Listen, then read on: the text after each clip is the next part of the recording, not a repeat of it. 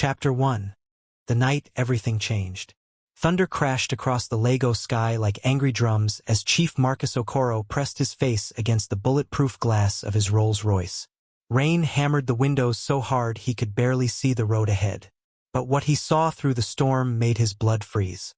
An old beggar man was kneeling in the muddy street, his torn wrapper soaked through, his gray beard dripping with rainwater. But this wasn't what shocked Marcus. The beggar was holding something that glittered in the lightning. A golden ring with a symbol Marcus had only seen in history books. The same symbol that belonged to the lost kingdom of Benin Empire's most powerful ruler. "Stop the car," Marcus shouted to his driver, his heart pounding like festival drums. The beggar looked up, and Marcus saw eyes that held secrets deeper than the Atlantic Ocean. Eyes that seemed to recognize him, though they had never met. "You know who I am, don't you?" The beggar whispered through the storm, his voice carrying a strange power that made Marcus's hands shake. Marcus couldn't speak. He couldn't move, because in that moment, looking at this broken old man holding a king's ring, he realized everything he thought he knew about power, about wealth, about himself was about to change forever. But how did this beggar know his deepest, darkest secret? 3 hours earlier, the sun was setting over Victoria Island like a giant orange fruit, painting the sky in beautiful colors. Chief Marcus Okoro sat in his office on the 40th floor of the tallest building in Lagos, counting his money on computer screens. His bank accounts showed numbers so big that most people couldn't even read them properly. Marcus owned oil companies, banks, hotels, and shopping malls all across Nigeria. People called him the richest man in West Africa. His house in Banana Island had 30 rooms, a swimming pool bigger than most people's entire homes, and gold taps in every bathroom. But Marcus wasn't happy. He never smiled. He never laughed.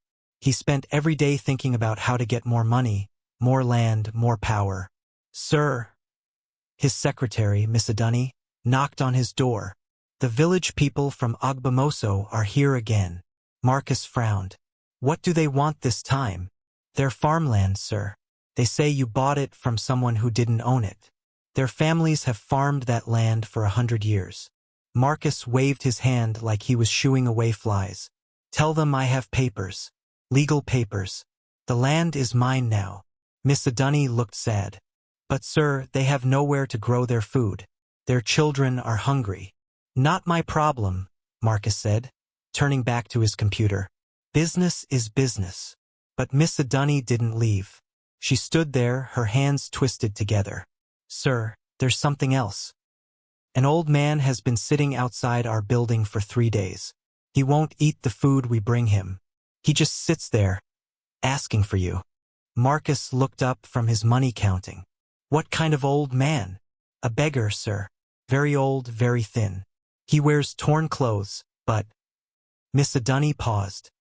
"But he speaks like someone who went to university. His English is perfect. And his eyes, they're different. Like he's seen things we can't imagine." Marcus felt a strange feeling in his stomach, like when you eat too much spicy pepper soup. What does he want? He won't say. He just asks to see Chief Marcus Okoro. Says he has something important to tell you. Tell security to chase him away. I don't have time for beggars." Miss Adunni nodded and left, but her face showed she didn't like what she had to do. Marcus tried to go back to his work, but he couldn't focus. Something about this beggar bothered him. In his whole life, Marcus had never met a poor person who wouldn't take free food. What kind of beggar refuses to eat? He stood up and walked to his big window. 40 floors below, he could see the city of Lagos stretching out like a giant puzzle. Millions of people lived down there. Some were rich like him, but most were poor. Very poor. Marcus had grown up poor too, in a small village called Ibadan. His father was a palm wine tapper who could barely afford to send Marcus to school. But Marcus was smart, very smart. He studied hard and got scholarships to study in London. When he came back to Nigeria, he started a small business selling car parts. But Marcus wanted more than just a small business. He wanted to be the richest man in Africa. So he started making deals that weren't always honest. He bought land from people who didn't really own it. He borrowed money from banks and never paid it back. He made friends with government officials who helped him win contracts by cheating other companies. Every time Marcus did something wrong, he told himself it was just business. "Everyone does it," he would say. "If I don't cheat, someone else will cheat me." Year after year, his money grew bigger. His houses got more beautiful. His cars got more expensive. But something strange happened. The richer Marcus became, the emptier he felt inside. He had no real friends. He had never married because he didn't trust anyone not to marry him just for his money. He had no children to make him laugh or hug him when he was sad. Marcus shook his head and tried not to think about these things. Thinking about feelings was for weak people. He was strong. He was powerful. He was rich. But as the sun disappeared completely and darkness covered Lagos like a thick blanket, storm clouds began gathering in the sky. The weatherman on television had said a big storm was coming, the kind that floods the streets and knocks down electrical wires. Marcus decided to go home early. He called his driver, Bello, and they went down to the parking garage where his Rolls-Royce waited. The car cost more money than most people would see in their entire lives. As they drove out of the garage, Bello suddenly stopped the car. "What's wrong?" Marcus asked. "Sir, it's that old beggar man. He's still sitting there, right in front of our building. The rain is starting to fall, but he won't move." Marcus looked through the bulletproof glass. There, sitting cross-legged on the wet concrete, was the strangest beggar he had ever seen. The old man was very thin, with gray hair and a gray beard. His wrapper was torn and patched with different colored cloth. His feet were bare and dirty. But something about him was different from other beggars Marcus had seen. This man sat very straight like a soldier or a king. His eyes were closed, but his face was peaceful, not desperate like most beggars. And even though rain was beginning to fall, he didn't move to find shelter. "Just drive around him," Marcus said. But as their car moved slowly past the beggar, the old man opened his eyes and looked straight at Marcus through the bulletproof window. Marcus felt like lightning had struck him.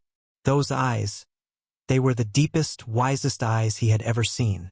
Eyes that seemed to see right into his soul and know all his secrets. The beggar didn't wave or call out or beg for money. He just looked at Marcus with those amazing eyes, then slowly nodded his head once, like he was greeting an old friend. "Drive faster," Marcus told Bello, his voice shaking a little. As they drove through the streets of Victoria Island toward Banana Island, the rain got heavier and heavier. Lightning flashed across the sky like angry spirits dancing. Thunder rolled over the city like the footsteps of giants. Marcus tried to forget about the beggar's eyes, but he couldn't. They had looked so familiar, like he had seen them before in a dream or in a story his grandmother used to tell him when he was little. When they reached the bridge to Banana Island, the storm became violent. Rain poured down so hard that Bello had to drive very slowly to see the road. The wind shook their heavy car like it was made of paper. "Sir," Bello said, his voice worried, "maybe we should stop somewhere and wait for the storm to pass." But Marcus wanted to get home to his big house where he would be safe and dry. "Keep driving." They were halfway across the bridge when they saw something that made both men gasp. A figure was walking toward them through the storm.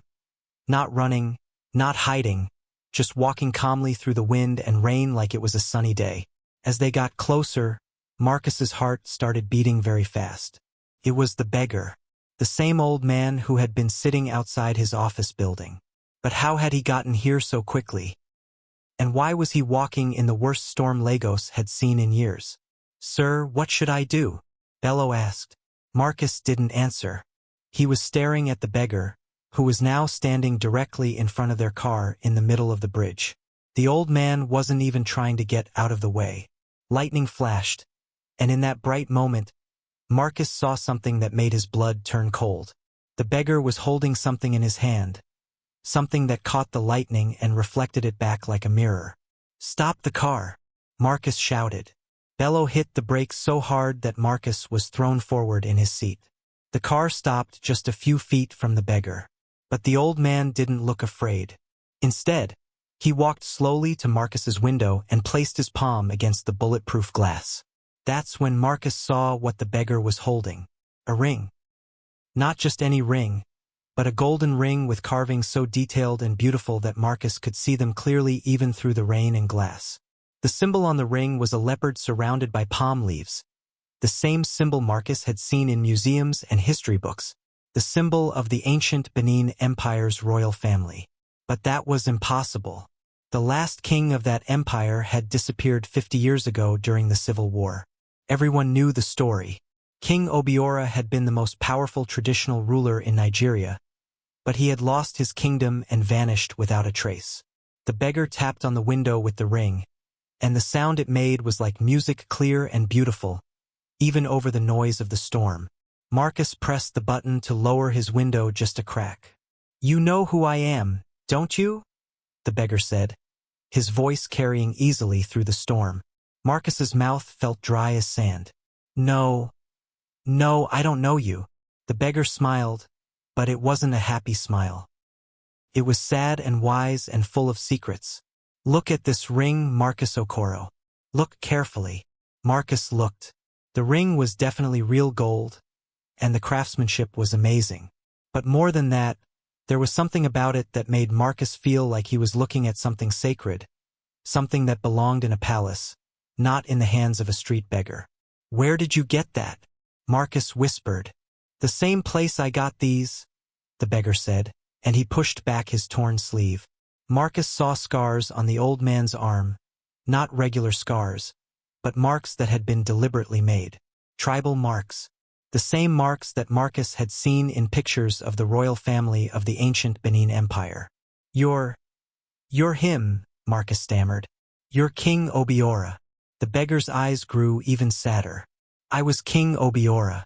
Now I am just an old man who has learned that being a king means nothing if you are not a good man."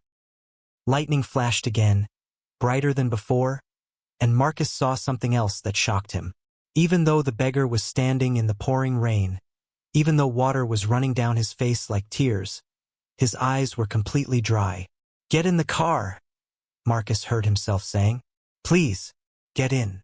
The beggar studied Marcus's face for a long moment. Then he nodded and walked to the back door of the Rolls-Royce. As soon as the old man got into the car, something strange happened. The storm began to calm down. The rain became lighter. The wind stopped shaking the car. Marcus turned around to look at his passenger. Up close, the beggar looked even more incredible. His face was lined with age, but his eyes held the wisdom of someone who had lived through more pain and joy than most people could imagine. "Drive to my house," Marcus told Bello, who was staring at the beggar in the rearview mirror with his mouth open. "Yes, sir," Bello whispered. As they drove toward Banana Island, Marcus's mind was racing. If this old man really was King Obiora, then he was sitting next to one of the most famous people in Nigerian history. But why was he dressed like a beggar? What had happened to his kingdom? And why had he come to see Marcus? "You want to know my story?" the beggar said, as if he could read Marcus's thoughts. "Yes," Marcus said. "I want to know everything." The beggar looked out the window at the lights of Lagos passing by. "It is not a happy story, Marcus Okoro. It is a story about a man who had everything and threw it all away because he could not control his greed." Marcus felt his heart skip. "Greed. Yes, the same greed I see in your eyes right now. The same hunger for more and more and more, until you cannot even remember what it feels like to be satisfied." The car was quiet except for the sound of rain on the roof and the soft hum of the engine. Marcus wanted to argue, wanted to say he wasn't greedy, but he couldn't speak, because deep down he knew the old man was right. They pulled into the circular driveway of Marcus's mansion.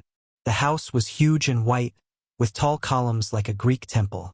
Every window was lit up, making it look like a palace. "Beautiful house," the beggar said. "I once lived in a palace too." Marcus's security guards came running out with umbrellas, their faces confused when they saw the poorly dressed old man getting out of their boss's expensive car.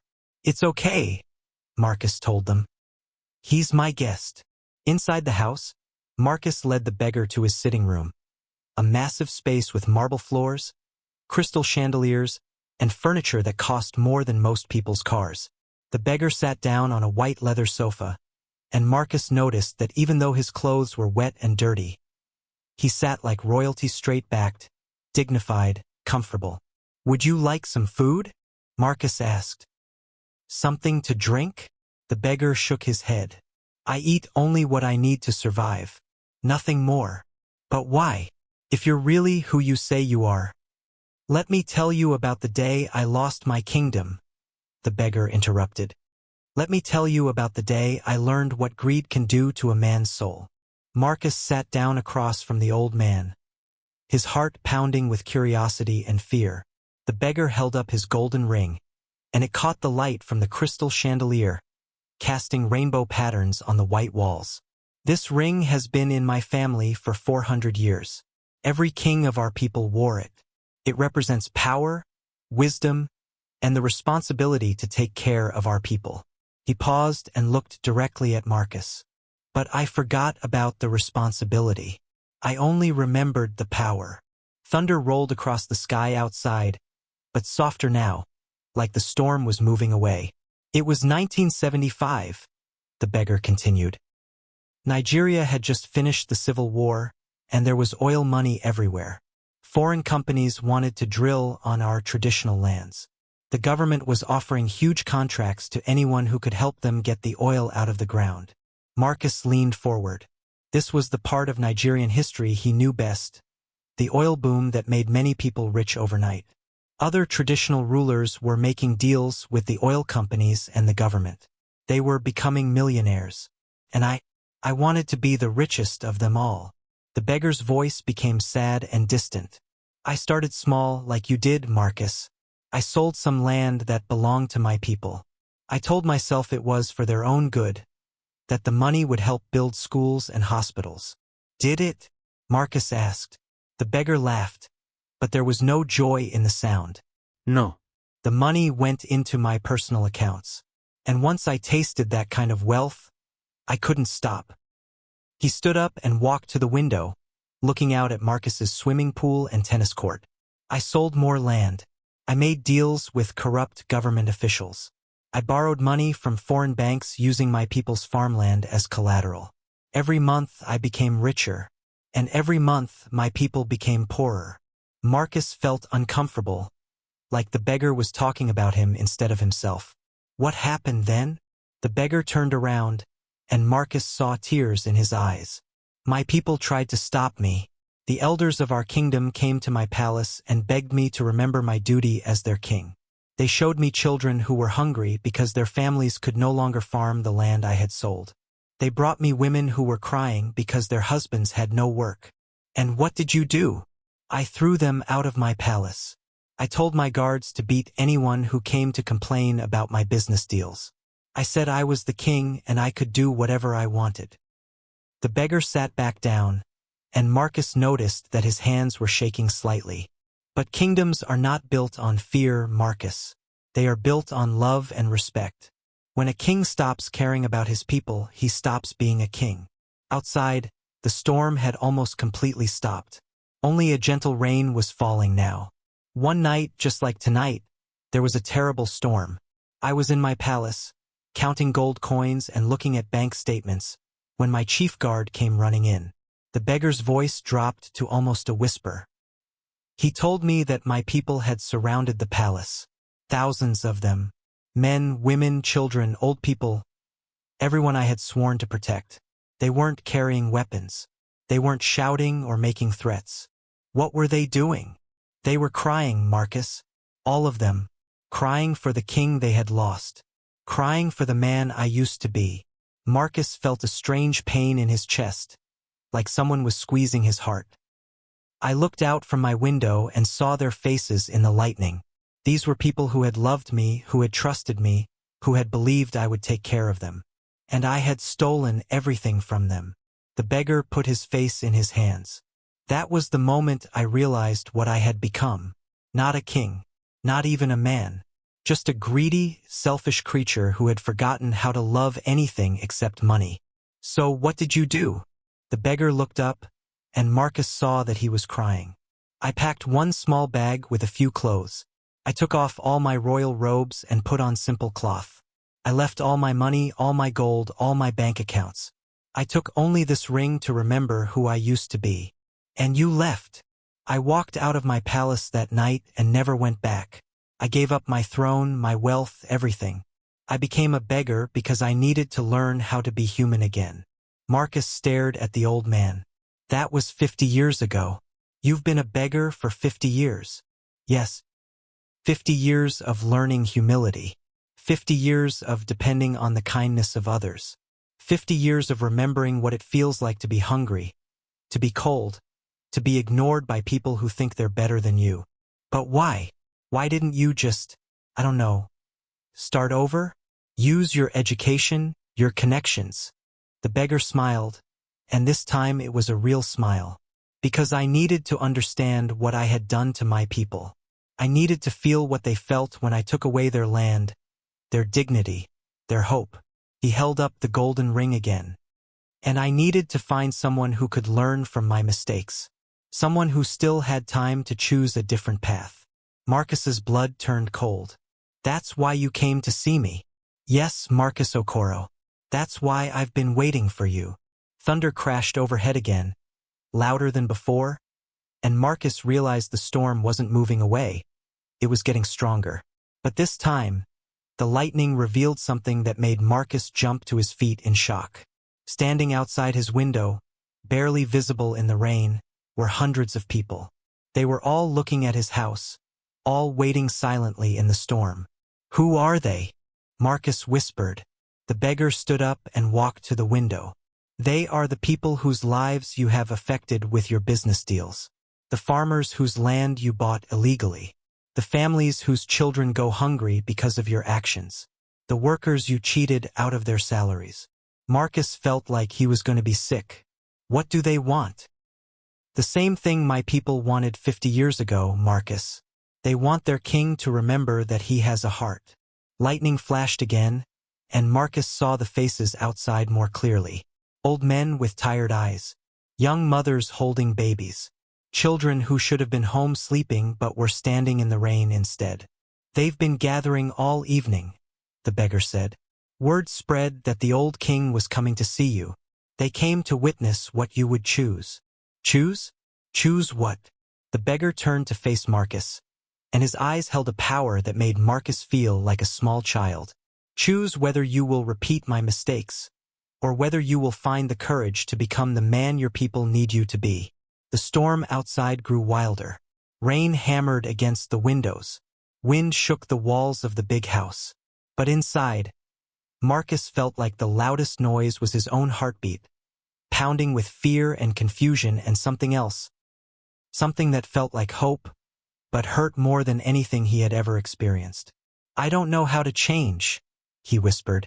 The beggar reached out and placed his hand on Marcus's shoulder. Neither did I 50 years ago. But sometimes, Marcus, the hardest thing to do is also the only thing worth doing. Lightning illuminated the crowd outside one more time, and Marcus saw something that made his decision for him. At the front of the crowd, closest to his window, stood a small girl who couldn't have been more than 7 years old.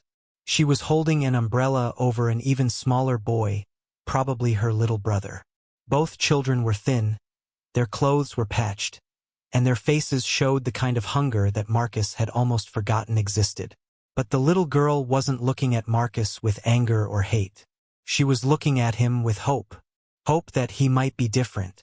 Hope that he might choose to help instead of hurt. Hope that even a man who had lost his way could find the path back to being human. Marcus felt tears running down his face for the first time in 20 years.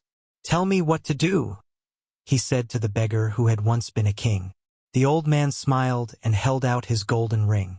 First, you must decide if you have the courage to give up everything you think makes you powerful, so that you can discover what actually makes you strong. Marcus looked at the ring, then at the crowd outside, then back at the beggar's wise, patient eyes. The storm raged on, but inside the mansion, everything was about to change forever. Marcus reached out his hand toward the golden ring, but before he could touch it, the lights went out.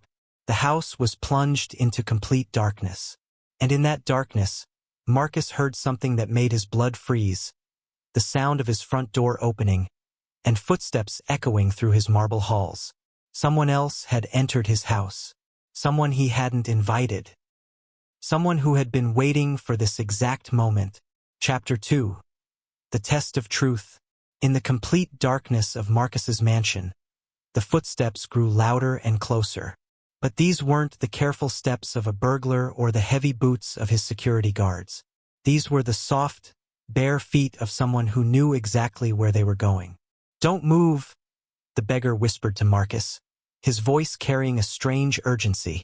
"Whatever you see, whatever you hear, remember that some tests can only be passed by those who have truly learned to see with their hearts." Marcus's hands were shaking as he fumbled for his phone's flashlight. But before he could turn it on, the footsteps stopped directly in front of them. A small voice spoke through the darkness, the voice of a child.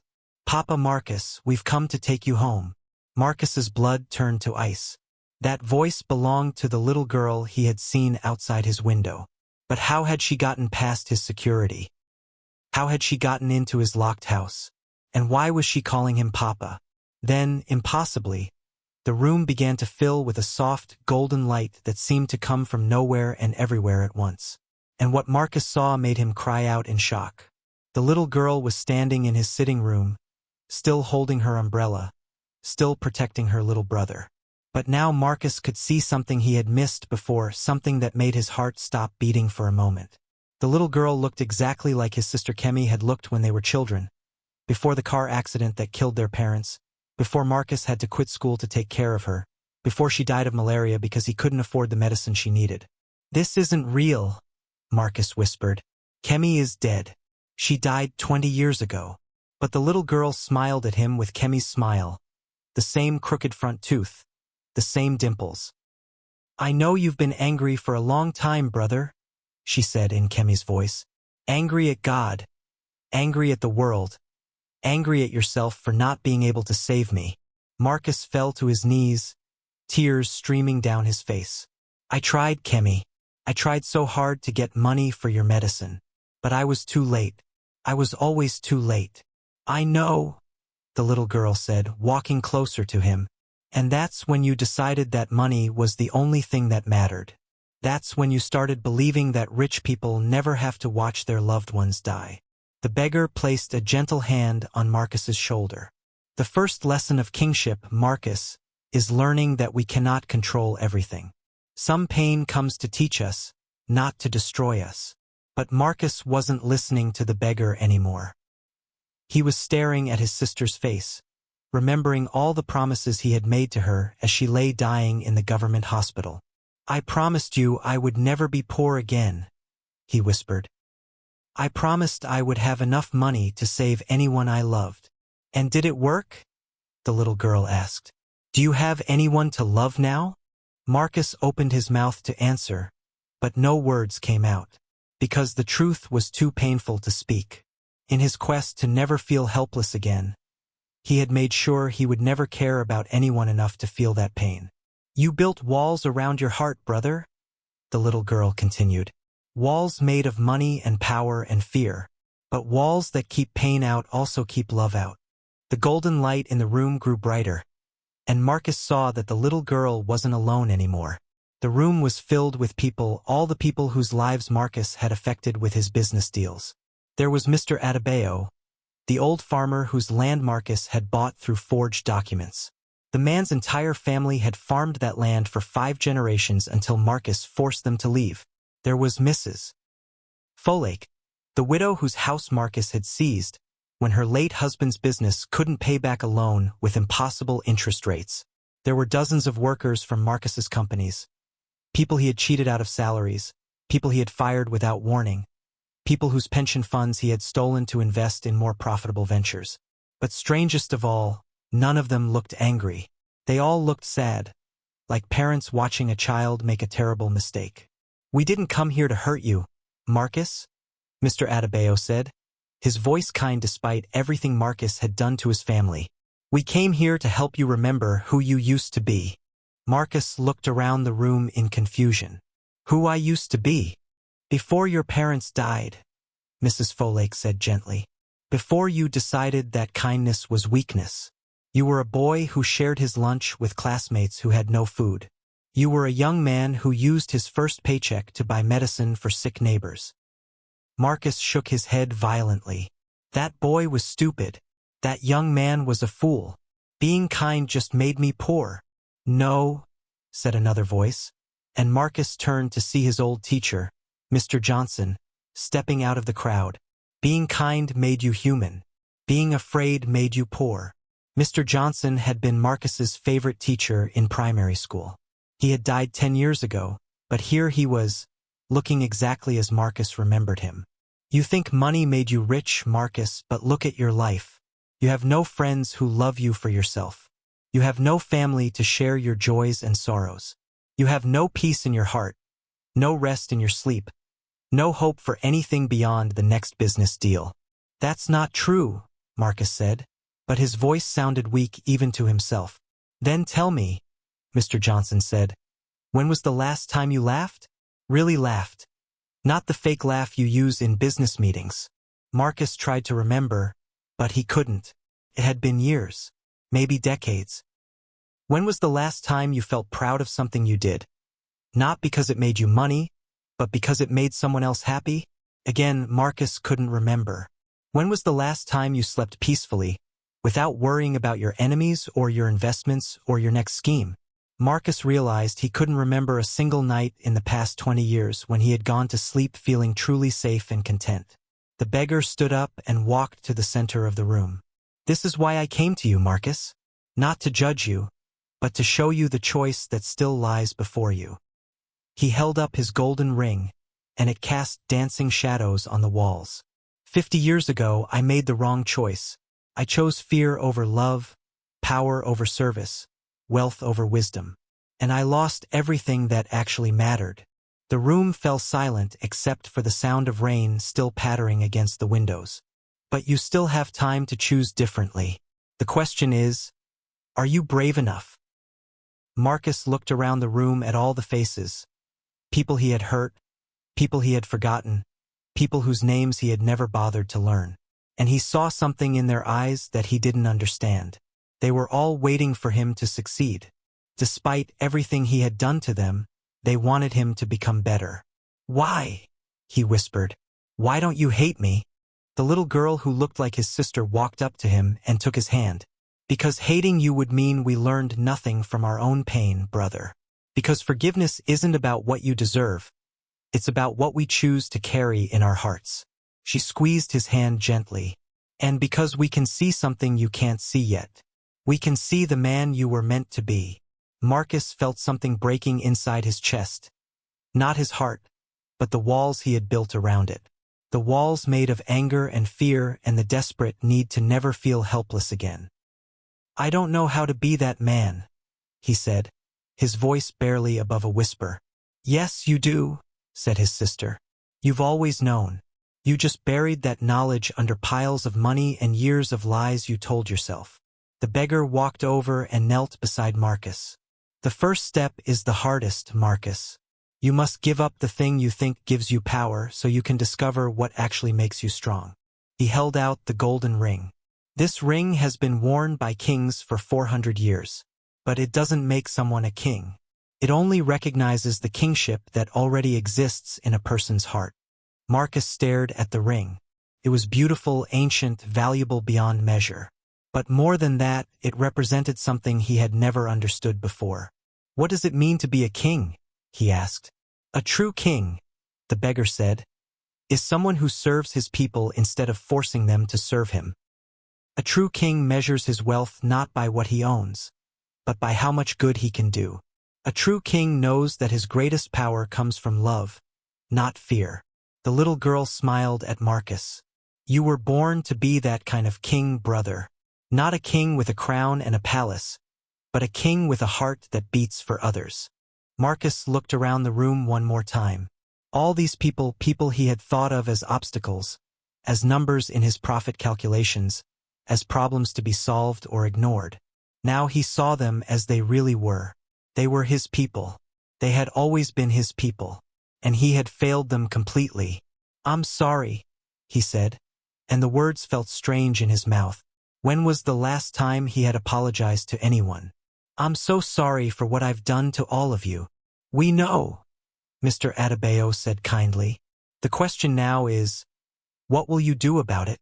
Marcus reached out his hand toward the golden ring, but then he stopped. If I take this ring, if I accept this responsibility, what happens to my companies? My money? My houses? The beggar smiled. What happened to mine, Marcus? I gave them all up, and I found something worth much more. What?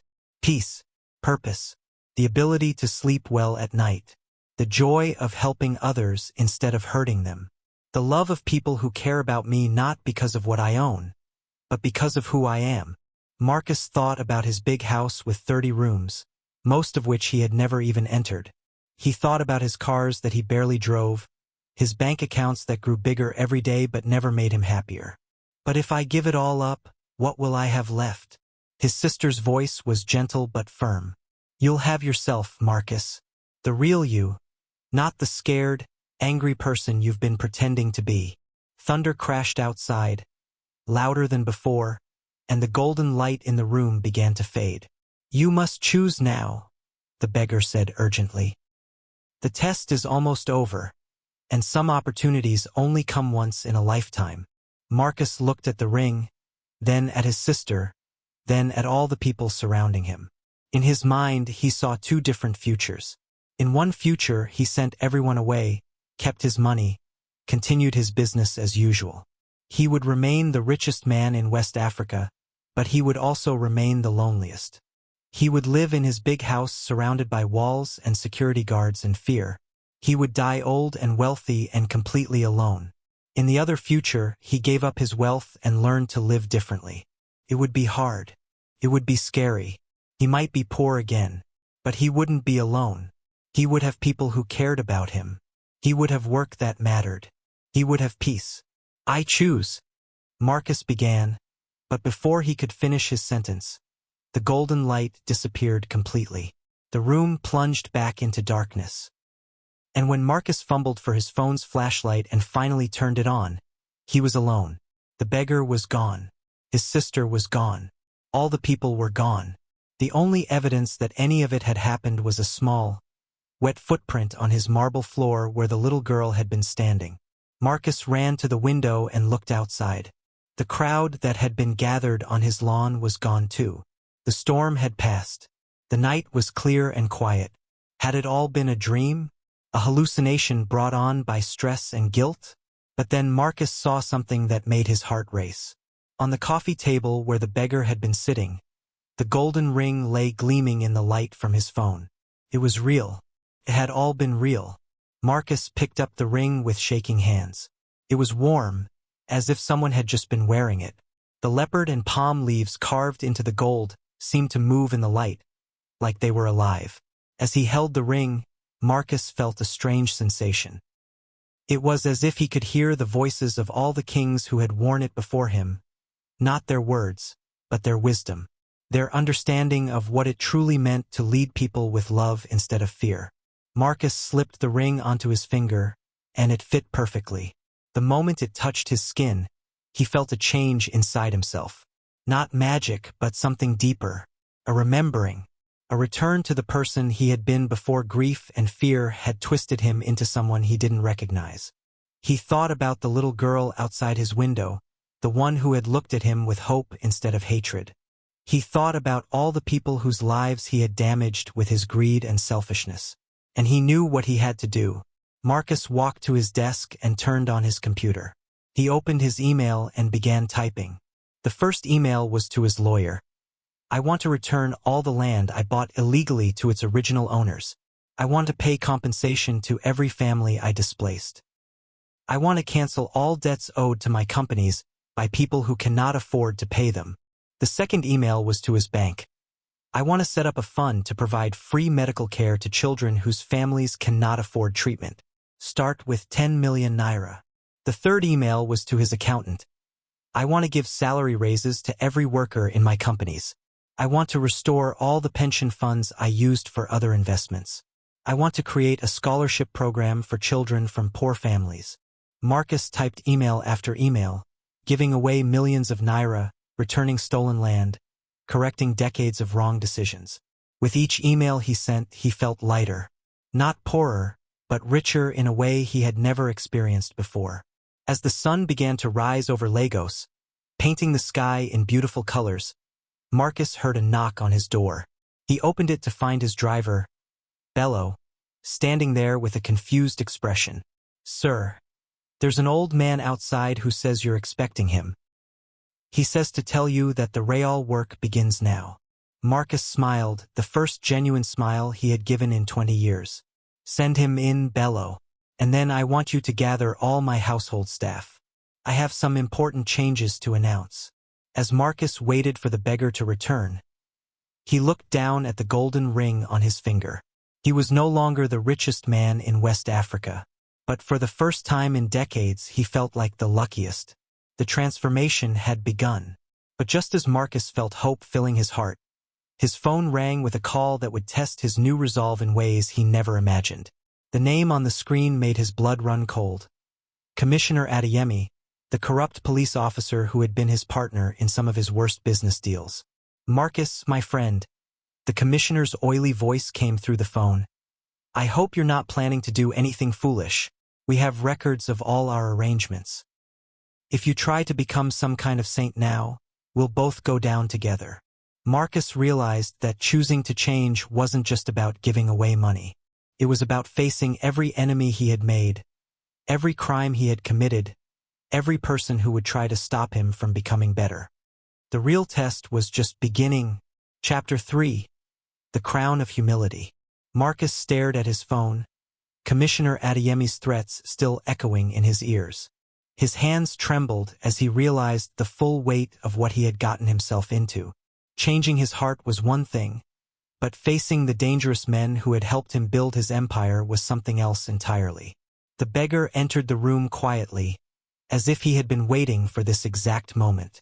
He took one look at Marcus's pale face and nodded knowingly. "The commissioner called," Marcus said, his voice barely above a whisper. "I know," the beggar replied, settling into the same chair he had occupied the night before. "This is where most people give up, Marcus. This is where they decide that doing the right thing is too dangerous, too expensive, too hard." Marcus slumped into his chair, the golden ring suddenly feeling heavy on his finger. "You don't understand. Commissioner Adeyemi has evidence of everything.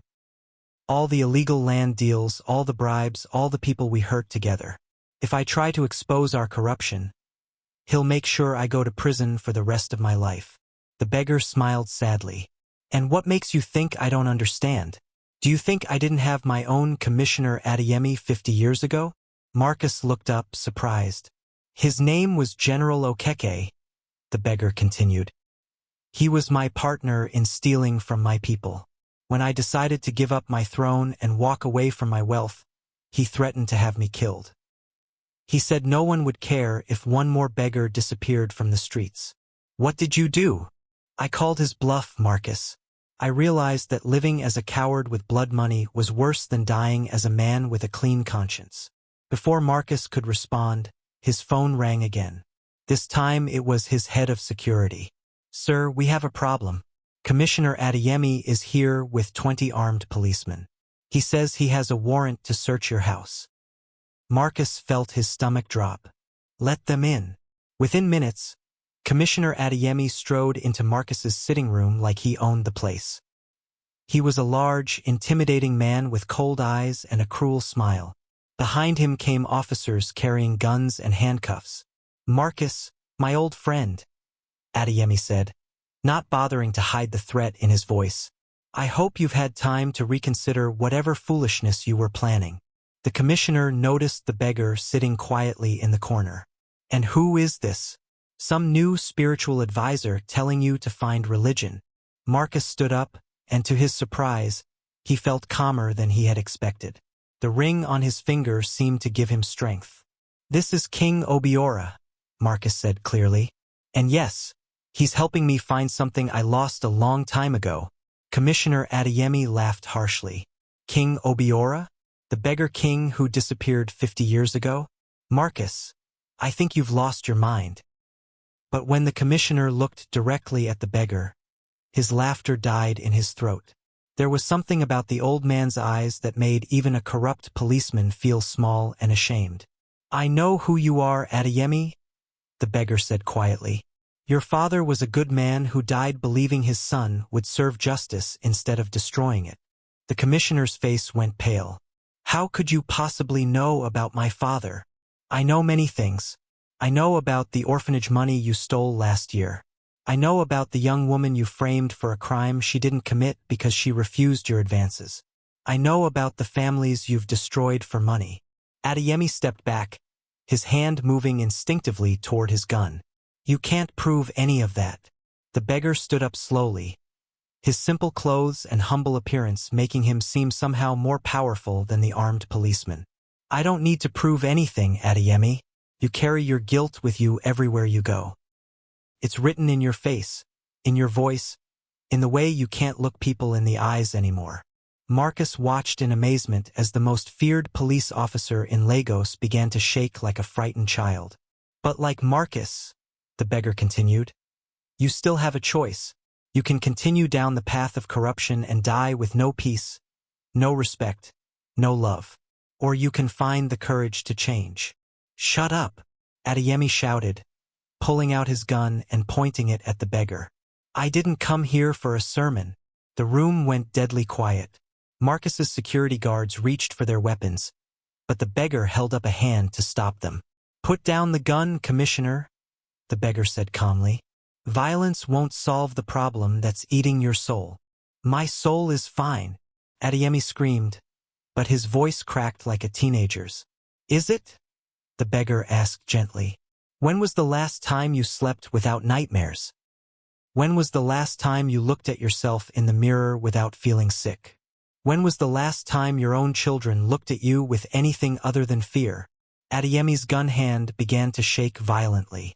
Marcus realized that the beggar was doing the same thing to the commissioner that he had done to him the night before, forcing him to face the truth about what he had become.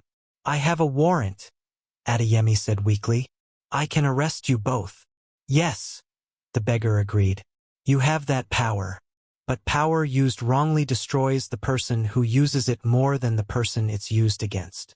Marcus stepped forward, his heart pounding but his voice steady. "Commissioner, I want to confess everything. All our deals, all our crimes, all the people we hurt. I'm ready to face the consequences." Adeyemi spun around to stare at Marcus.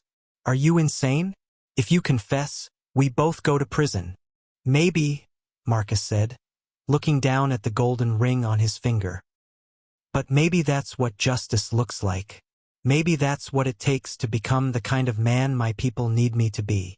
The commissioner's eyes went wild with panic and rage. "Your people? You think these poor villagers are your people? You think they'll thank you for destroying yourself?" "I think," Marcus said quietly, "that they'll respect me for finally telling the truth." That's when the most extraordinary thing happened. Marcus's phone began ringing, then the house phone, then his security chief's radio. Then every phone in the room seemed to be going off at once. Bello, his driver, came running into the room with his phone in his hand, his face full of excitement. Sir, the news is everywhere. Someone leaked documents about all the illegal land deals in Lagos. The newspapers, the television stations, the internet, everyone is talking about it." Marcus felt his blood turn to ice. "What documents?" "Everything, sir.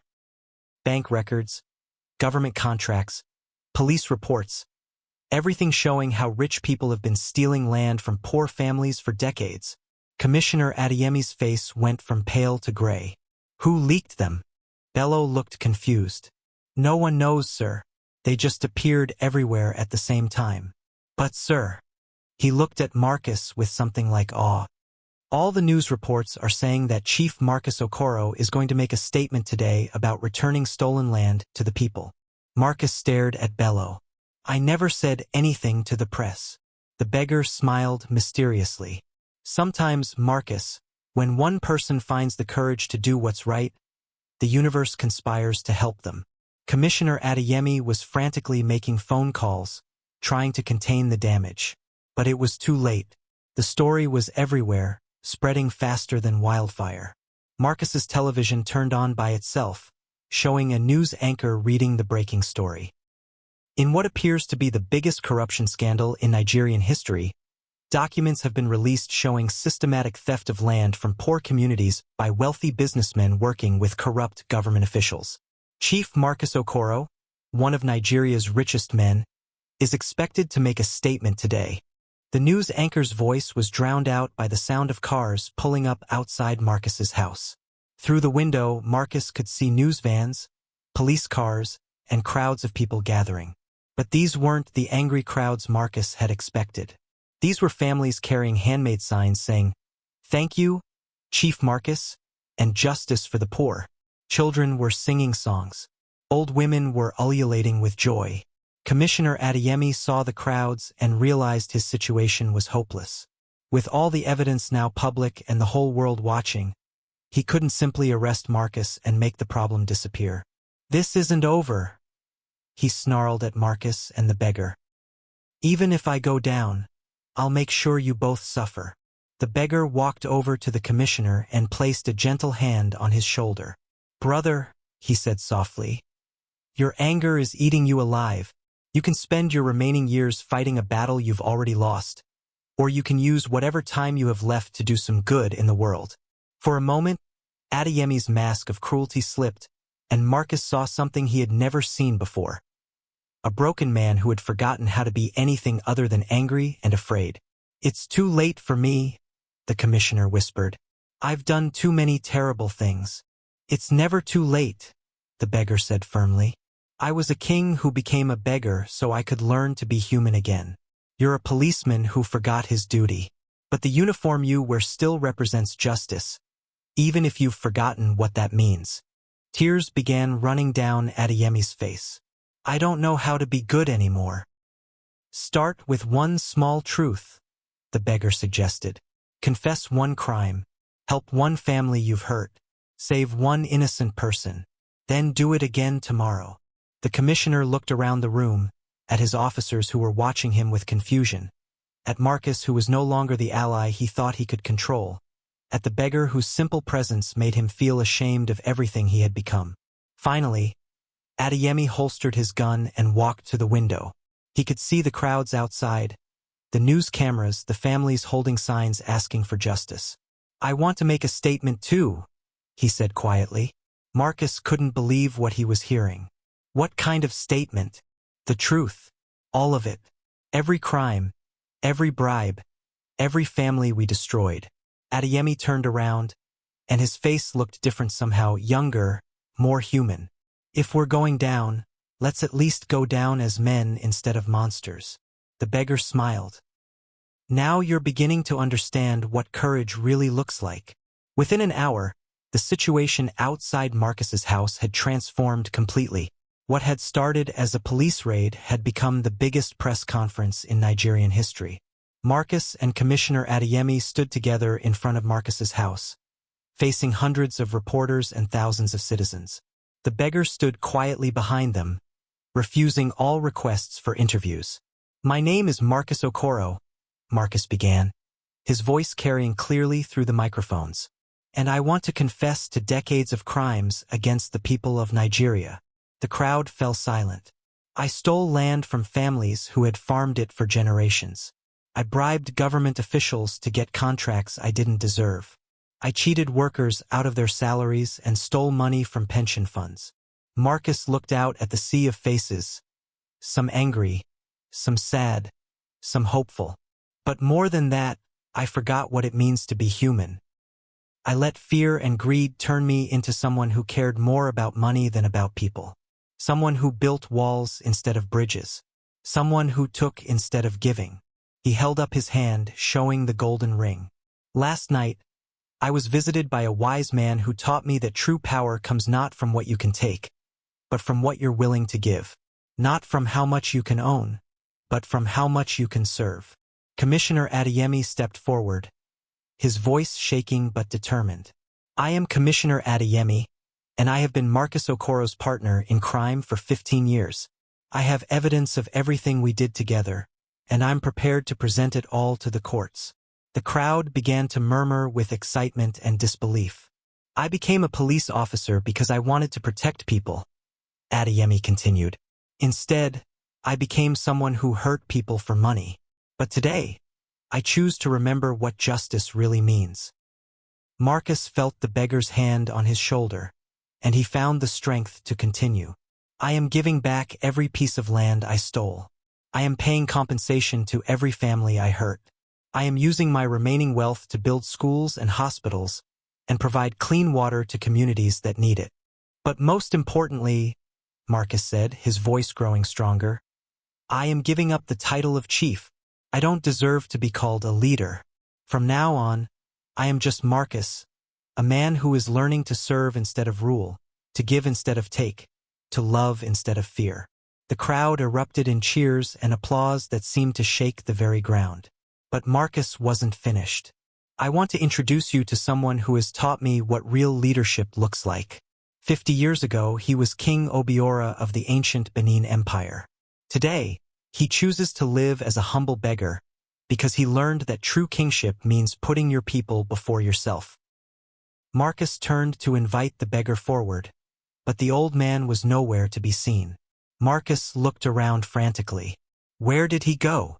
Bello appeared at Marcus's side. Sir, the old man left about 10 minutes ago. He said to tell you that your real teacher now is the people standing in front of you. Marcus felt a moment of panic. Without the beggar's wisdom and guidance, how could he possibly know how to do what was right? But then he looked out at the crowd, and he saw something that took his breath away. The people weren't looking at him like he was their savior or their leader or their chief. They were looking at him like he was their brother. An old woman pushed through the crowd and climbed the steps to where Marcus was standing. It was Mrs. Folktale, the widow whose house he had seized years ago. Marcus expected her to be angry, to curse him, to demand justice. Instead, she hugged him. Welcome home, my son, she whispered in his ear. Welcome back to the family of human beings. One by one, other people from the crowd began coming forward.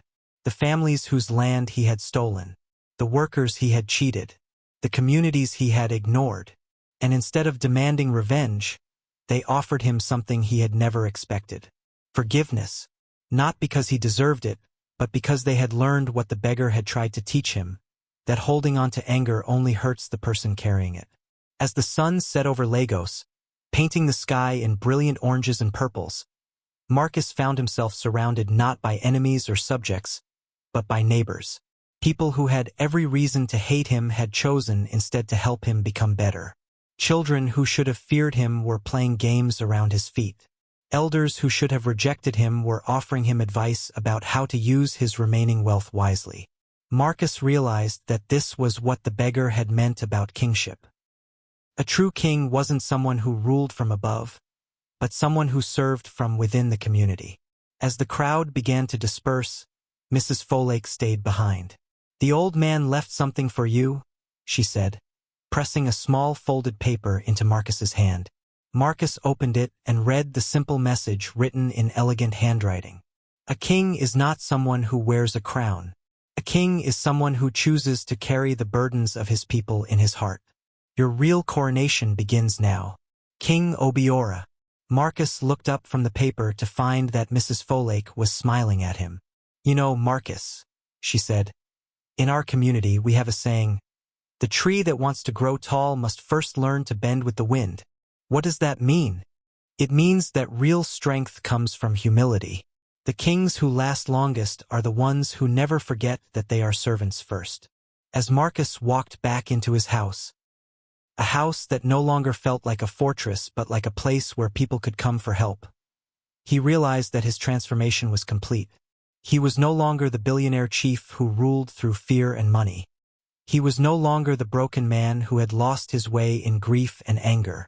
He was Marcus the servant, a man who had learned that the greatest wealth comes not from what you accumulate, but from what you give away. The golden ring on his finger caught the last rays of sunlight streaming through his window. But Marcus knew now that the ring had never been the source of his power. The power had been inside him all along, waiting for him to remember what his grandmother had taught him when he was a little boy in Ibadan. The poorest person in the world is not someone who has no money. The poorest person in the world is someone who has no one to love and no one who loves them back. Marcus was no longer poor. He was surrounded by a community of people who had seen him at his worst and chosen to help him become his best. He had learned the hardest lesson of all, that sometimes you have to lose everything you think you want in order to find everything you actually need. Outside his window, the lights of Lagos twinkled like stars, and Marcus could hear the sound of laughter and conversation as families returned to their homes. For the first time in 20 years, Marcus felt like he belonged to something bigger than himself. For the first time in his adult life, he was truly, completely, genuinely happy. And somewhere in the city, an old beggar who had once been a king smiled as he walked through the streets, knowing that he had helped another lost soul find his way home. The billionaire beggar king had taught his final lesson. True wealth is measured not by what you possess, but by how much you're willing to give. True power comes not from ruling others, but from serving them. And true royalty is found not in crowns and palaces, but in humility and love. Marcus had finally learned to wear the crown that matters most, the crown of a humble heart. Moral lesson: humility and redemption hold greater worth than titles and fortune. The greatest transformation comes when we learn to serve others instead of ruling them, and when we choose love over fear, giving over taking, and community over isolation.